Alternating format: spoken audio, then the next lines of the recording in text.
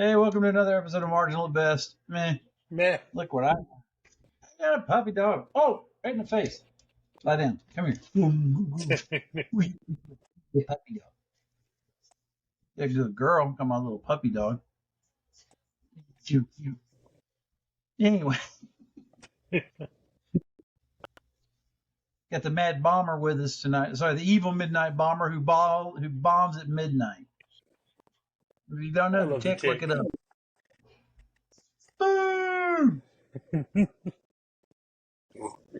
I'll have to get if I can catch him to when we go to Dragon Con, because they're all going to be at Dragon Con.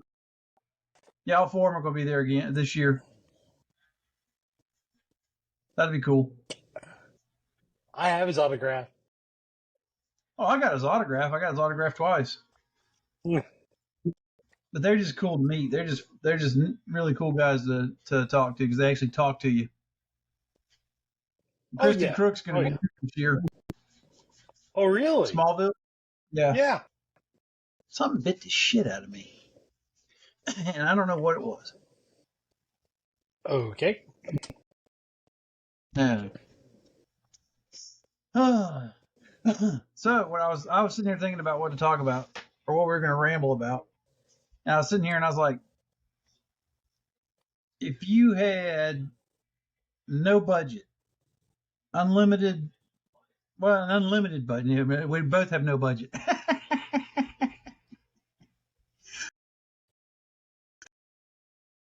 You have unlimited funds at your disposal.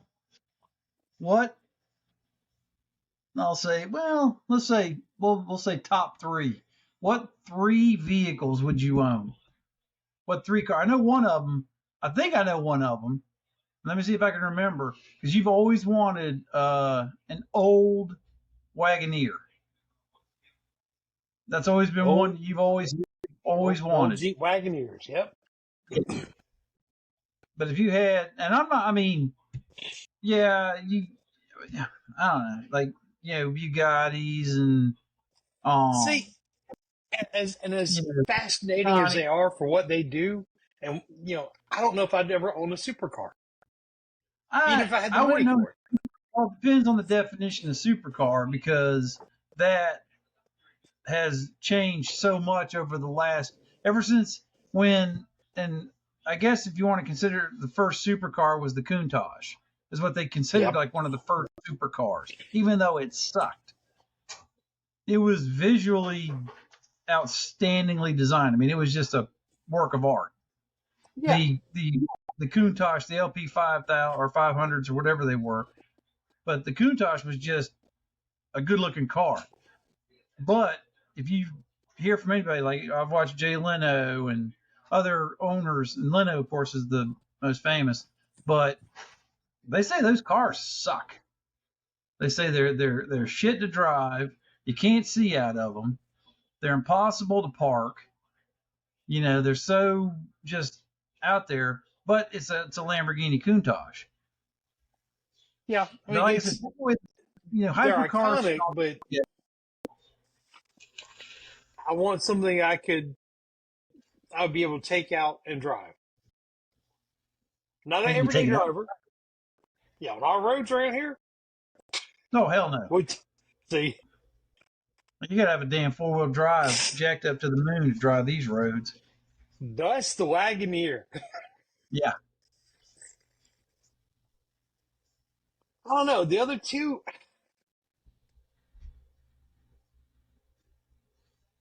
I'd have to think a little bit. No, I do know one. I do know one of them. A Subaru Brat. No kidding. One of the old Baja Subaru Brats? Oh, hell yeah. I love them things. Not the newer ones. The one that has the two jump seats in the back with the two little like handles or whatever to hold on to. Yes. Yeah, I always wondered about that. I was like, what the fuck was the idea behind that? Don't care. Those are some bitches that get up and go. But it was just a goofy enough looking thing. Yeah. With those little seats in the back. That's what I never understood was those seats in the back, but they were cool. Yeah. I mean, that's a cool car. Other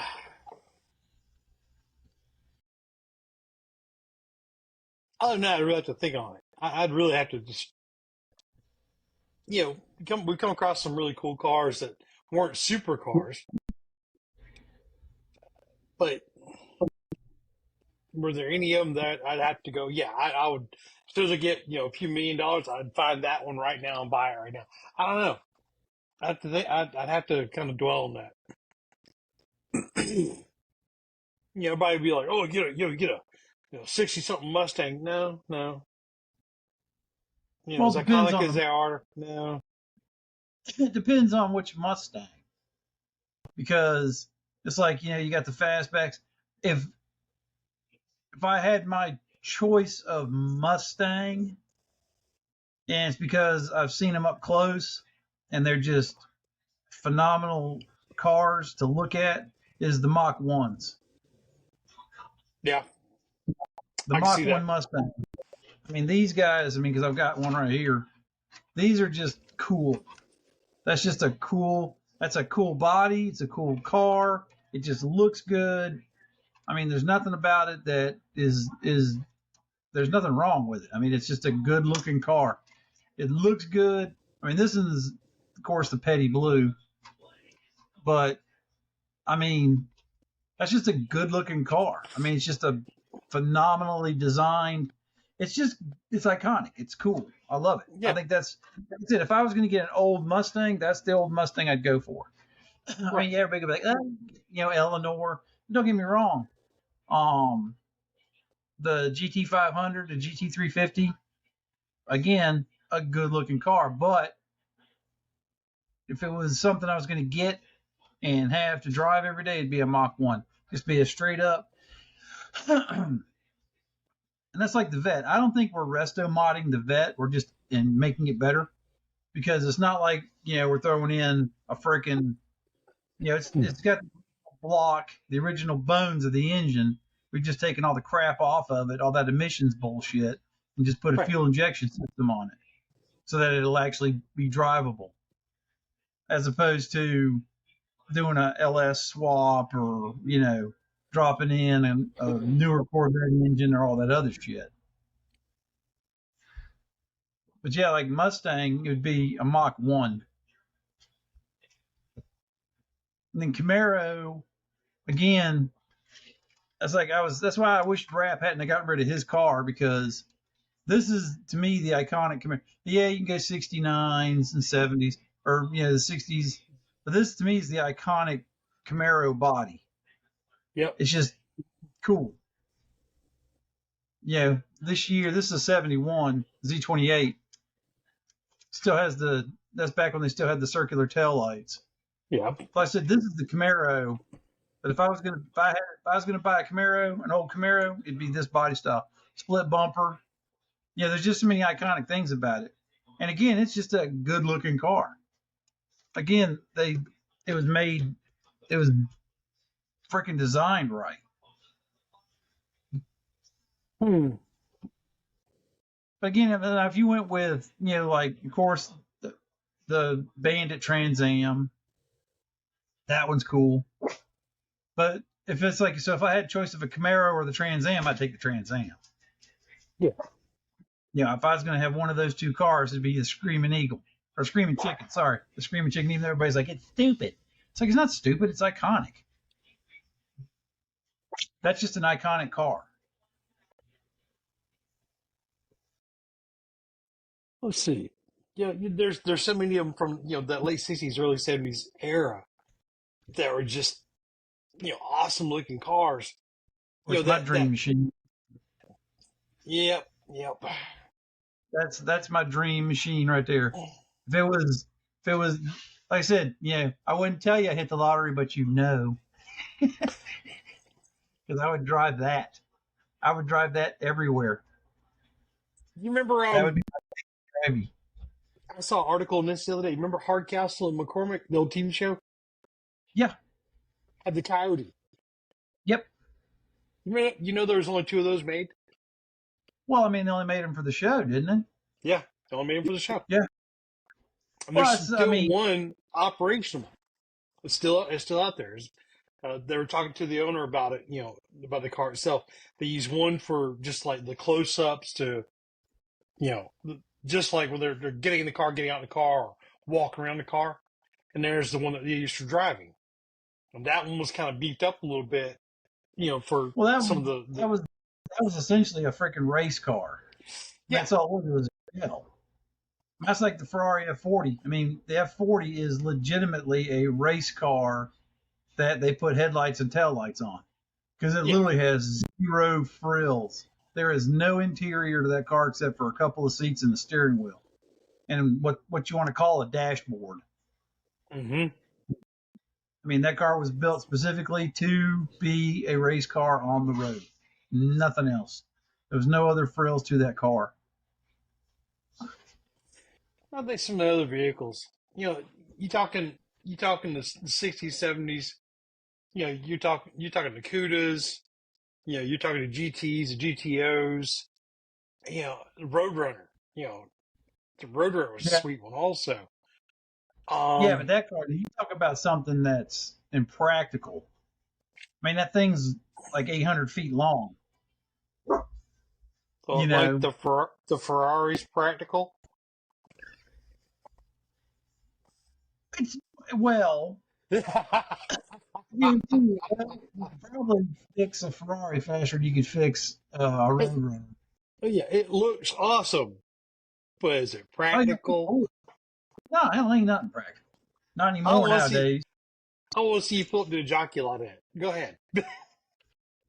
What, Ferrari? Or a Roadrunner? Oh, you look better than a Roadrunner out there. They can at least tackle the potholes. You get looks no matter what. If you pulled up in a Ferrari 308 or if you pulled up in a Roadrunner. Ford Dodge Charger. That's a good one. Yep, the old Chargers, yep. Oh, the old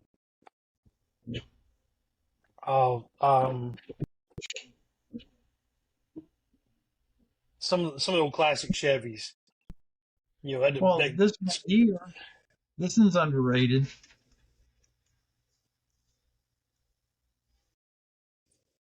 Chevy Nova. What year is that? Yeah. This is 1970. You know the whole story about a Nova, right? No, but it's a cool car. Oh, no. Look, I had a buddy in high school that had one of these, and he beat the shit out of it. I mean, beat the ever-loving shit out of it. But like I said, a guy named Jay Lemmix had one too. This is a brick. Yeah. This is a brick that would fly, though. I mean, these things. Listen, this is the super sport one that I've got, but it's like I said, they were built to fly, and fly they did. Like I said, it's just a damn brick. They didn't know what aerodynamic was. One of the worst marketing campaigns ever. For the Nova? You heard about that one? Yeah. No. They when they first came out with the Nova, of course, muscle car, United States, everything else. They knew it was going to sell, because of the muscle car craze. But they said, hey, we need to start really pushing this, south of the border. Let's go Central America, Mexico, South America. Let's push this to them also because they like these muscle cars too. Their customers also. So they started this whole ad campaign for the Chevy Nova. Nova. Nova in Spanish is pronounced Nova, which means no go. It don't go. One of the worst ad campaigns. Why would you buy a car that won't go? One of the worst ad campaigns in history. It no go. It's still in the top 10 of some of the worst ad campaigns in history. For a good vehicle, don't get me wrong, with a good track record, but horrible ad campaign. Yeah. But yeah, like I said, the Ferrari is hands down. And that's one I've already cleared with Mother.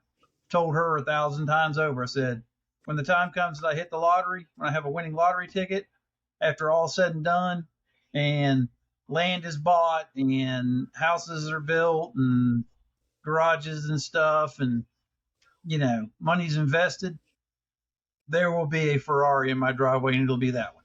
That's the only stupid Ferrari I would have, and that would be a stupid Ferrari, because I've heard those things are a nightmare to get worked on.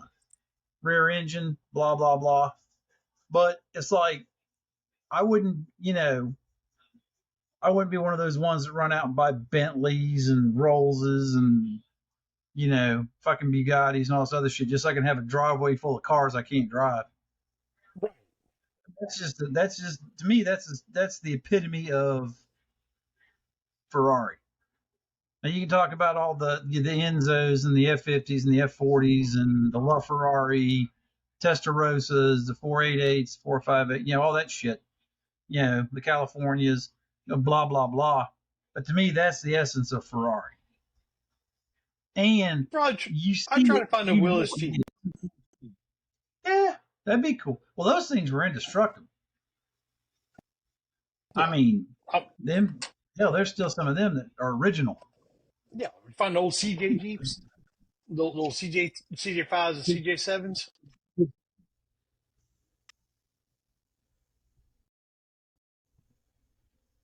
As far as cars, other than the classic muscle car, but the other can't really. So is that those things? The one thing I remember about old Jeeps was everybody said the same thing: they'll roll quick. You can roll narrow body. Yeah. But that with the raised up and that narrow body, it raised that center of gravity so high, man, top heavy. Yeah. You're going straight line, no problem. You going on a turn or going at an angle down a hill, you're going to roll. That's what they fixed with the Wrangler series. They lowered them down a little bit and they made them a little bit wider. If you actually look at the Wrangler, compare it to the CJs, they're a little bit wider than that. They don't raise the chassis up. They didn't raise the chassis up either. CJs are iconic, though. I mean, they're a good-looking Jeep. Oh, yeah. And they're cool. They're just cool. Oh, yeah. Old Dodge Power Wagon. With the steel bumper and everything. One of the big old classic ones. What would Mother have? Oh, she wants Eleanor. That would be her thing. She wants an RV. Nah, we'd have one of those. We'd get one of those probably, just to travel around. Because it's a hell of a lot safer than flying. Ain't gonna worry about the door flying off, going down the road, I hope. Yeah. Whoops, there goes the door. Oh, shit. I lost another part. Yeah, well, okay. One of them, it was in the news the other day about one of them just sitting there with the engine running and smoke just poured out from the wheel, the wing itself. Was it American or United? One of those two. I ain't flying no time soon, so I ain't worried about it. I don't need to go anywhere that I have to fly. I'm scrolling through my cars, scrolling through all my models, and just trying to think. Like I said, the Ferrari is definite. Yep. The Mach 1 Mustang would probably be another one.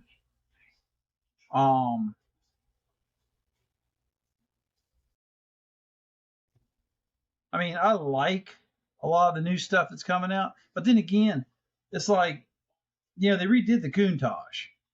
Lamborghini relaunched it. And it's actually, I mean, it's a pretty sweet. It's actually updated, pretty sweet ride. I mean, the way that the new one is. Yeah. It's like, it's basically like everything else that Lamborghini's done, but it's just cool. They've tried to make it all Lamborghini. And it's still got the gull wing doors. So still, I mean, like I said, the new ones are cool. Of course, that's, now because they don't make anymore, it's $1 million car. So you're not going to have that one. Oh, yeah. Well, they only produce so many of them. That's the other thing is now when they make a supercar, they only make. So I'm trying to think of the dude's name. Damn it. Can't think of it.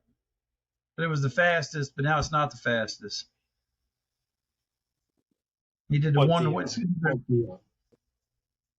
Pagani? one. No, not Pagani. I forgot the guy's name. I forgot the car. It's super cool, and it held the land speed record until it got beat because they're just like all the new stuff now that's coming out. Everything is so freaking just oh, you touch this and the car does all this crap on the inside. It's like the interiors have gone so stupid. It's not even. That's just Carbon like fiber seats and carbon fiber this and oh well. That's the thing is our I won't mention any names, but our friend that works on cars that worked on a certain Lamborghini, he said he was afraid to do anything in it because he's afraid it'd break. yeah. And then I watched a video the other day of somebody who I assume that there was something it was the Lamborghini Urus, which don't get me wrong, those are nice Those for are an nice. SUV. It's a Yes. sweet SUV. But this dude got a hold of one, and I assumed that the engine was toast or something was wrong with it. But he literally was in the inside of it, and he goes, let me show you how expensive this car is. He just grabbed a hold of something on the dash, pulled it right off, broke it, just without even a lot of effort. Door panels, just yanking down on it, just ripping the door panels off of it. And I said something to Lori about it. And she's like, why would they make it so cheap? It's like, well, it's not cheap. It's just that they're everything Lamborghini, Ferrari, Pagani, Zonda, anybody that's trying to make something that's super fast, it's got to be light. So yeah, it's carbon fiber, but it's fucking paper thin carbon fiber. What was it? The Seis Elemente, the Lamborghini Seis Elemente. The seats are actually carbon fiber molded in the cockpit. They don't move. They don't. Yeah. Yeah. That's how most of them. If you look at any of the new supercars that are out there, I bet for the most part, if you're going to get one, you go and they mold it around you. Yeah. Because the seats in them fuckers, they got electric seats. They don't even have the seats hardly even moving them damn things. That's just like I remember watching that episode where Jay Leno went to get his GT40 or his new GT. I'm sorry, his when he got a brand new when they did the brand new GT and he went to order it. Yeah. He got this kit in the mail of all the different paint schemes, the interior, the stripes, everything. He handpicked every aspect of that car, and that car was built around him. But then, I can't remember if it was Lamborghini or Ferrari, one of them.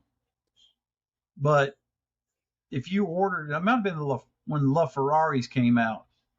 But when they were first out, when they first were being produced, I believe you got flown or you flew to Ferrari and they made the seat around you.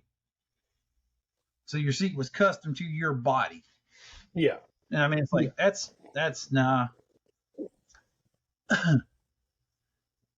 That's where stupid people who win the lottery get stupid because they're like, oh, I can afford $1 million, $1.5 million Ferrari. Yes, you can, but Can't afford the taxes, the insurance, the upkeep, everything. Well, they say it's like I think it's like $30,000 or $40,000 to get an oil change for a Bugatti Veyron because it's a 16 valve car. Yeah, don't and even it literally think about takes the tires. Well, Yeah, exactly. That was what was it? That was something he was telling me about. Said that that Lamborghini they had to at I guess Lamborghini of Charlotte. I guess there's a Lamborghini dealership in Charlotte. And they told the guy who owned the car that a brake job was, I think, God, what was it? It's like $8,000 to $10,000 to have the brakes done. I don't feel so bad Yeah. about having my truck in the shop getting my brakes done. No, I mean it's stupid how much. But again, it's not like they're the only ones that can do it. You Yeah. know, it's not like you can't take. I mean, you can take your car. I mean, you can take a Ferrari to damn Jiffy Lube and they'll change the oil. It's a fucking oil filter and oil. Yep. You know, but you can't do that with a Veyron. You know. No. I don't. I tell you one. I tell you another one. Now that I'm thinking about it more and more, I think about it. I keep adding to my list, and for some reason, I'm going to more trucks and that kind of vehicles like that. Yeah. I'd have a first generation Hummer. Now you're talking like the one Schwarzenegger got. The first generation military spec Hummer. Yes. Yes. Yes. Not that Diesel, top fucking. speed of 83 miles an hour. Yeah. No. Every time I hear somebody talking about a Hummer, I always fall back on Cars, the first one, Yep. and where Arlie Henry, the Jeep, because he was the military Jeep, and Yep. you see all the Hummers and stuff, and they're all on the side, on the edge of the road, and they're touching the dirt. They're like, oh, no, I want to touch dirt.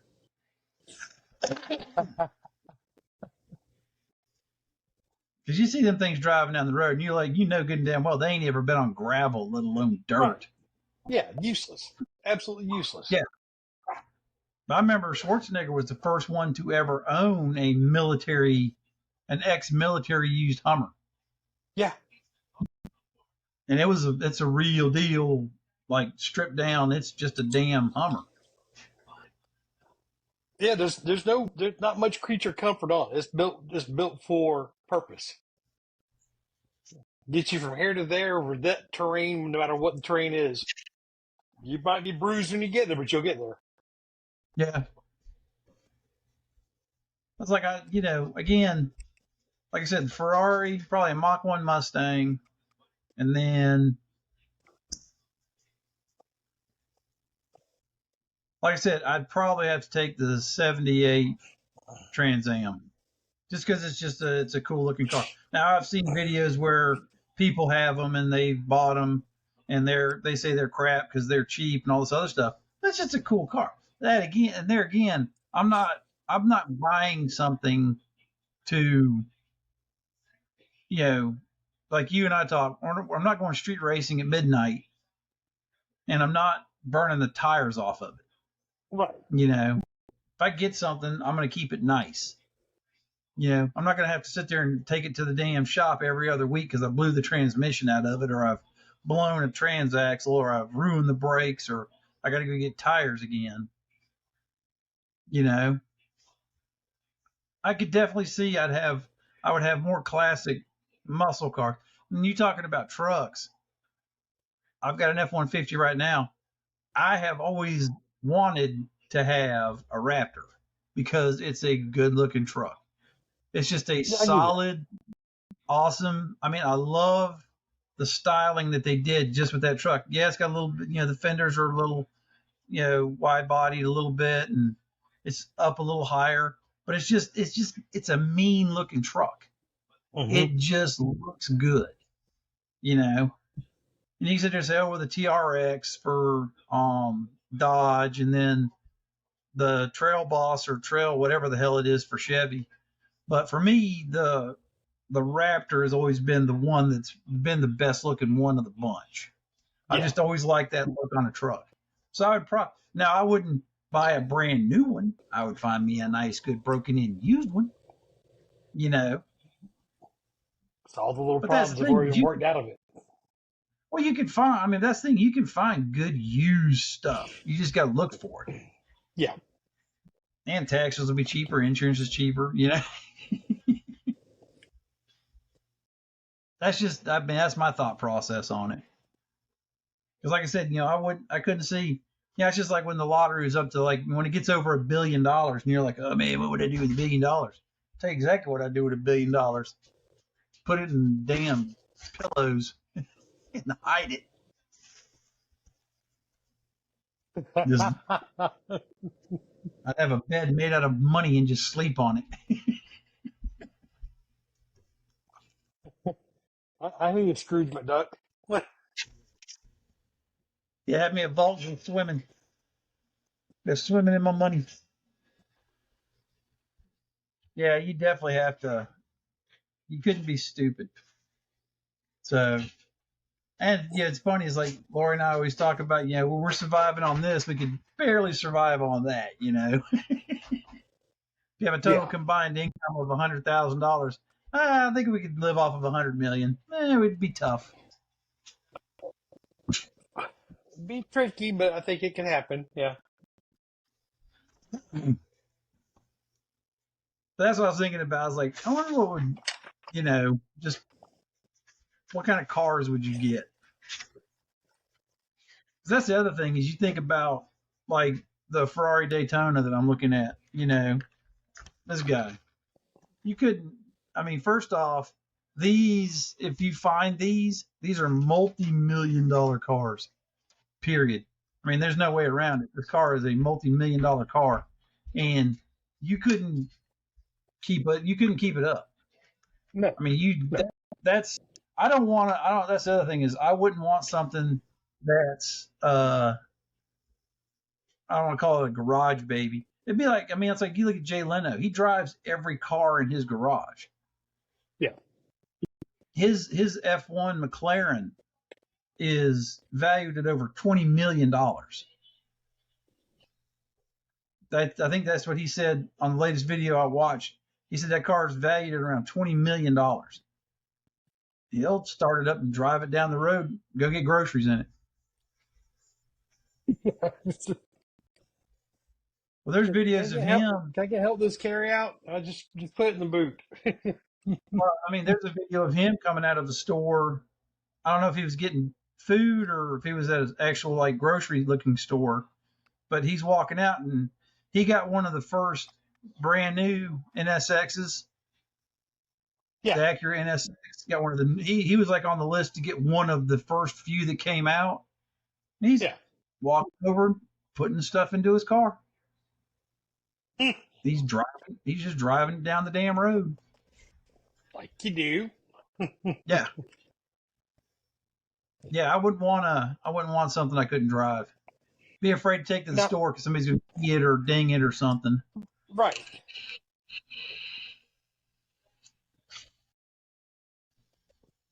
And that's like Mr. Beast did a video where they drove cars that this one they started out at $1, and I think the most expensive one was like $100 million, and they're in the Peterson Museum, and they're like, one of I think one of the $100 million cars or $50 million. Anyway, it was stupid price, but it was like one of the very first Ferraris ever made. And the only people that can drive it are the curators of the museum. And it's like insane the prep they had to do so they could just take this car out of the museum and drive it. So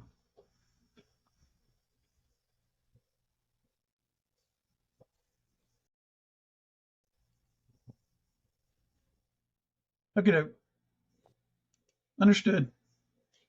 Well, we'll end it on that. I'll think of some more of them.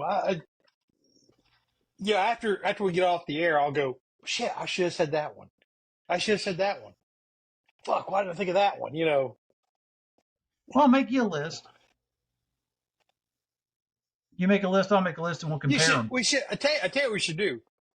Do it by decades. Which car from the 80s? Which car from the 70s? Which car from the 90s? Let's say 70s and 80s. Let's do 70s and 80s. 70s and 80s. That was iconic for us coming up. I'm going to write that down in my book so I don't forget. 70s and 80s. Cool. All right. And when we get back together, we'll compare notes. All right. All right. And on that note, we're going to call this. You've been listening to Marginal at Best. And we're on Spotify, YouTube, Facebook, X. I'm posting on Instagram.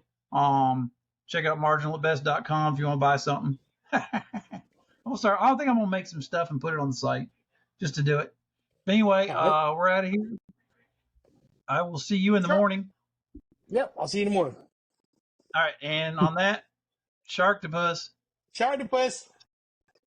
Don't miss the start of the hostilities, Bat fans. Next week, same bat time, same bat channel.